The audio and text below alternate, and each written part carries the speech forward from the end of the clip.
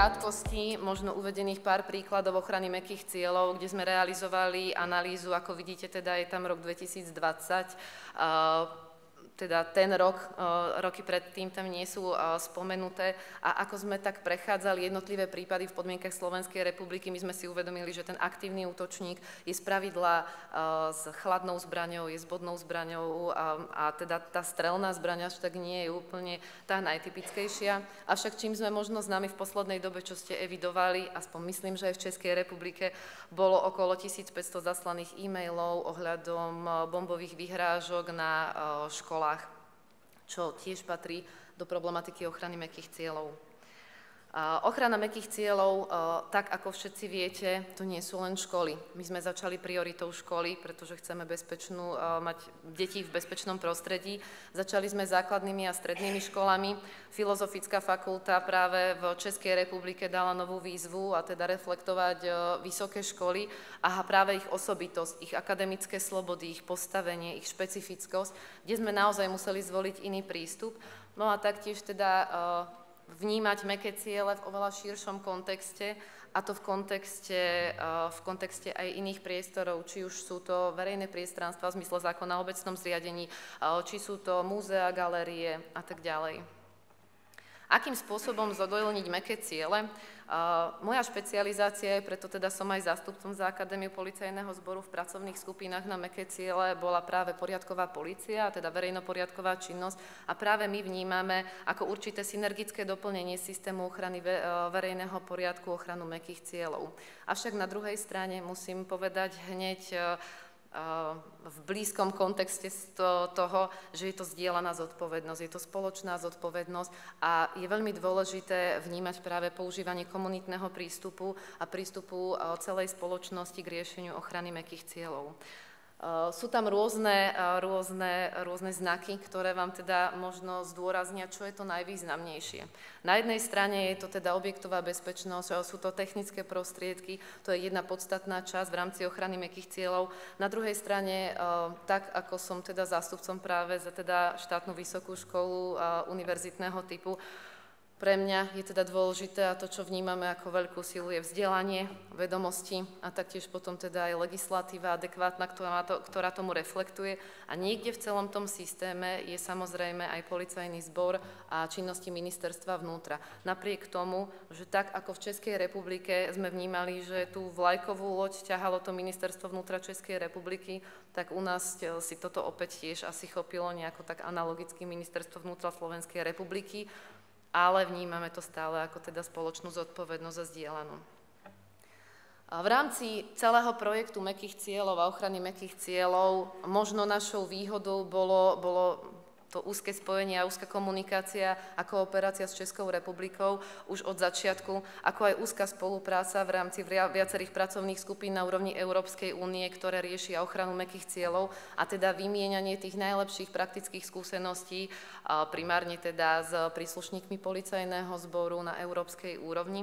No a na základe toho snažili sme sa už všetky tie problémy, na ktoré ste nás možno upozornili vy, pretože pred rokom sme sedeli niekde medzi vami, a sami sme boli zvedaví, že teda kam a ako ďalej pôjdeme a aby sme si spravili ten najlepší koncept a tú najlepšiu stratégiu, tak práve na základe toho my už sme sa snažili niektoré chyby reflektovať a obísť ich, keďže možno by som povedala, že ten začiatok taký najvýraznejší bol od roku 2022.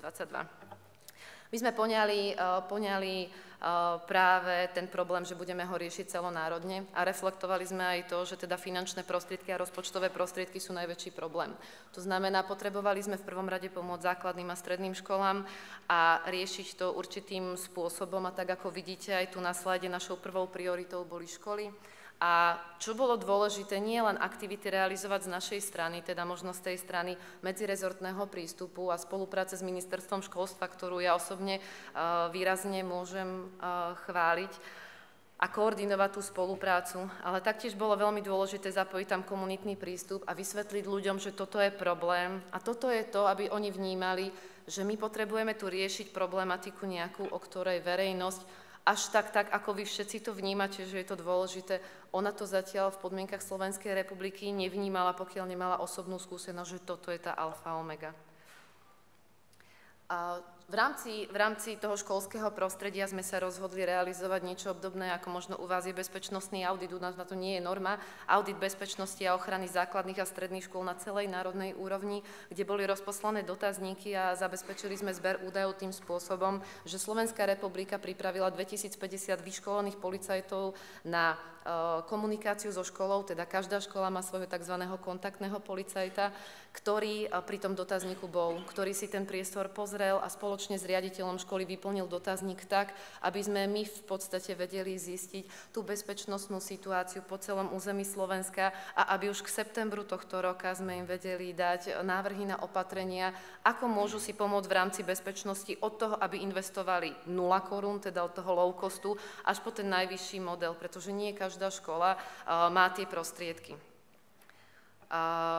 Okrem toho sme teda museli stanoviť vzhľadom na to, že nám absentuje technická norma a aj nejaká legislatíva, ktorá by to upravovala, museli sme stanoviť štandardy na vytvorenie bezpečnostného auditu pre vysoké školy, pretože každá vysoká škola je osobitná, každá má iné vstupy, študenti majú akademické slobody, je neporovnateľné, keď porovnávame právnickú fakultu a porovnáme Vysokú školu muzických umení, ktorá je non-stop otvorená, lebo sú tam neustále koncerty. To znamená, že na druhej strane sme zároveň pripravili kompletný materiál minimálne štandardy pre bezpečnostný audit pre vysoké školy, na čo Ministerstvo školstva vyčlenilo finančné prostriedky a z hľadiska rizikovosti budov tieto školy si v súčasnosti už zrealizovali niektoré bezpečnostné audity a taktiež školenia. V rámci realizačného tímu bolo opatrenie ministra vnútra upravený rezortný realizačný tím a teda sú tu aj zástupcovia z tohoto tímu, takže je dôležité asi teda povedať, že napriek tomu, že pani štátna tajomnička prevzala tú záštitu nad celým projektom ochrany mäkkých cieľov, Ministerstvo vnútra je v podstate rezortom, ktorý je aktívny, ktorý vytvoril medzirezortnú skupinu a členmi medzirezortnej skupiny je odbor prevencie kriminality. Boli tam samozrejme zapojená sekcia krízového riadenia, Akadémia policajného zboru. Okrem toho v rámci prezídia vznikla samotná prezidiálna pracovná skupina, kde tam tú vlajkovú loď má odbor poriadkovej polície, prezídia policajného zboru v spolupráci s odborom komunikácie a prevencie, ako aj ďalšími odbormi. Okrem toho teda už v rámci projektu so školami sa nám veľmi osvedčila spolupráca s Ministerstvom školstva, vedy, výskumu a mládeže, no a boli prizvaní aj externí odborníci a teda naša taká partnerská a priateľská univerzita, Fakulta bezpečnostného inžinierstva Žilinskej univerzity. Veľmi bolo dôležité stanoviť koncepciu a práve včera sme mali schválené na vláde vytvorenie strategického dokumentu na ochranu mäkkých cieľov, z čoho sa veľmi teším, že teda môžeme aj dnes už povedať túto informáciu a už je schválená, kde sme zvolili proaktívny prístup. A práve dnes na ministerstve vnútra prebieha veľký workshop, kde boli prizvaní všetci zástupcovia ústredných orgánov štátnej správy, ZMOS, Združenia náčelníkov, obecných a mestských polícií, zástupcovia zo školstva a z každého subjektu, ktorý má čo to povedať do ochrany mäkkých cieľov a v rámci brainstormingu pri workshope dnes v troch takých veľkých stoloch sa začína formovať naša stratégia s tým, že kam to má ísť, za akým smerom a vysvetliť práve tým subjektom, že je to aj ich zodpovednosť, pretože ten policajný zbor príde po nejakom čase, nejaký reakčný čas tam je, ale každý má tú svoju zodpovednosť a musí ju nejakým spôsobom prevzať. Ako som povedala, vytvorili sme dotazník pre školy, bol realizovaný workshop, začali sme vzdelávať riaditeľov základných a stredných škôl, vytvorili sme vzdelávací systém pre informačné kancelárie, pre kontaktných policajtov, všetci boli preškolení. A čo je možno také zaujímavé, pretože bolo viacero videí, robených školení, a ja som si vybrala práve toto. Bolo to prezentované, toto video na Facebooku, bolo to v médiách a práve zmyslom celého videa bolo nejakým spôsobom, aby ľudia pochopili, že toto je naozaj zodpovednosť všetkých, aj ministerstva školstva, aj zriaďovateľov, aj riaditeľov škôl a všetci máme tú povinnosť, ktorá nám vyplýva zo správnej úpravy, zabezpečovať bezpečnosť našich detí. No a práve táto kampaň, toto video kampane, ktoré bolo k ochrane mäkkých cieľov, zdôraznilo tú potrebu, aby sama verejnosť vnímala, že chcú deti v bezpečnom prostredí.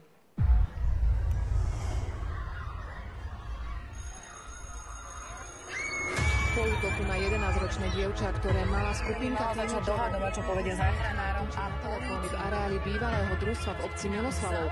Útok sekerov na rovesníkov v škole otriasol Slovenskom.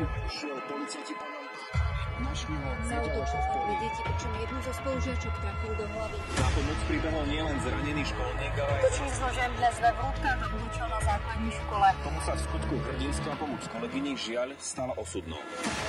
Zámockej sa malo udiať krátko po 19. hodine. Na mieste sa Niekoľko stovek metrov od miesta, kde ho našli mŕtvého. pod Novým mostom viacerí príslušníci NATO obliekajú neprestále vesty.